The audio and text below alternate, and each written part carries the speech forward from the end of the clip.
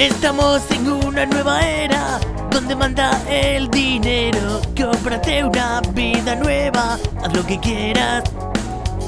Eres libre como persona, cómprate un coche y una vivienda. Ahora ya estás esclavizado por el sistema, Hay que acabar con la pobreza y cambiar la estructura social, donde todos seamos iguales y por ella hay que luchar.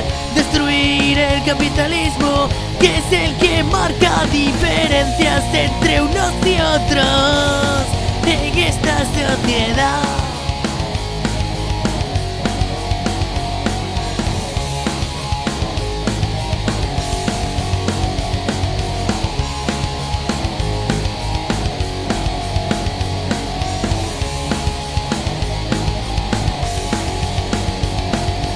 La religión atonta a las personas y cuando te quieres dar de cuenta has invertido toda tu vida en una mentira. ¿Cómo puede ser posible que las personas que menos trabajan son las que tienen casas bonitas y mucha pasta, Hay que acabar con la pobreza y cambiar la estructura social, donde todos seamos iguales y por ella hay que luchar. Destruir el capitalismo, que es el que marca diferencias entre unos y otros en esta sociedad.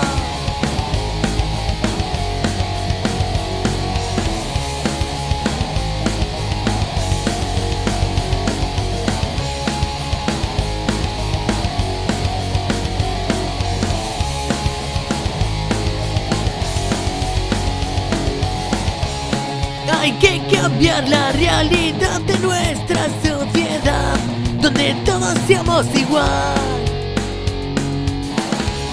sin distinción de raza, sexo, de color. Hay que cambiar esta sociedad.